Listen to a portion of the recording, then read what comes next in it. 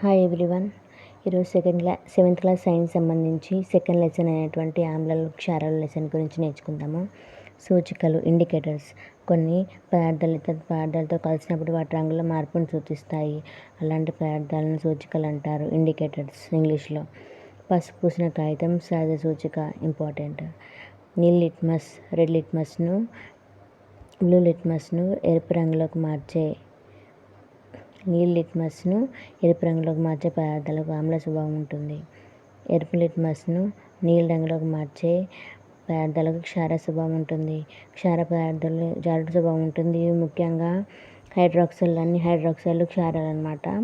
చీమ కొట్టిన చోట మంటగా నొప్పిగా ఉంటుందన్నమాట, ఎందుకంటే ఫార్మిక్ ఆమ్లాన్ని విడుదల చేస్తుంది. ఇది జంతువుల్లో మొక్కల్లో ఉండే ఆమ్లాలను సహజ ఆమ్లాలు అంటారు. కొన్ని రసాయన ఆమ్లాలు సల్ఫ్యూరిక్ ఆమ్లం, నత్రిక్ ఆమ్లం, హైడ్రోక్లోరిక్ ఆమ్లం లవణాల నుండి తయారు చేస్తారు. ఇది చాలా చాలా ఇంపార్టెంట్. మిథైల్ ఆరెంజ్ ఆమ్లంలో ఎరుపు రంగులోకి, క్షారాలను పసుపు రంగులోకి మారుస్తుంది. ఫినాప్థలిన్ ఆమ్లంలో రంగు లేకుండా క్షారాల్లో గులాబీ రంగులోకి మారుస్తుంది. కొన్ని క్షార ఆమ్లాలు చూద్దాము. అసిటిక్ ఆమ్లం vinegar, oleic acid olive oil,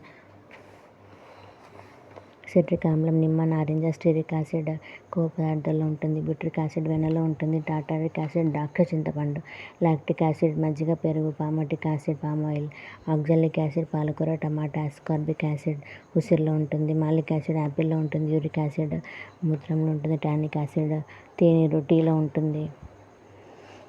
క్షారాలు చూద్దాము. సున్నపు నీరు, కాల్షియం హైడ్రాక్సైడ్, సబ్బులు తయారు చేయడానికి వాడే క్షారాలు, సోడియం హైడ్రాక్సైడ్, పొటాషియం హైడ్రాక్సైడ్, గాజును శుభ్రపరిచేవి ammonium hydroxide, milk of magnesium hydroxide. Henry Cavendish అనే అతను ఇటాలియన్ శాస్త్రవేత్త హైడ్రోజన్ వాయువును కనుగొన్నాడు. రాయి పాత్రలో తగరపూత ఎందుకు పోస్తారంటే ఆహార పదార్థాలు ఎక్కువ కాలం నిల్వ ఉన్నప్పుడు వాటిలో నీళ్ళ ఆకుపచ్చ పొరలు ఏర్పడతాయి. అందుకోసం తగరపూత పూస్తారు నివారించడానికి. ఆమ్ల వర్షానికి కారణాలు సల్ఫ్యూరిక్ యాసిడ్, నత్రిక్ ఆమ్లం, కార్బోనిక్ ఆమ్లాలు వాతావరణం తేమతో రసాయన చర్య జరిపి ఆమ్ల వర్షంగా భూమి చేరుతాయి అన్నమాట.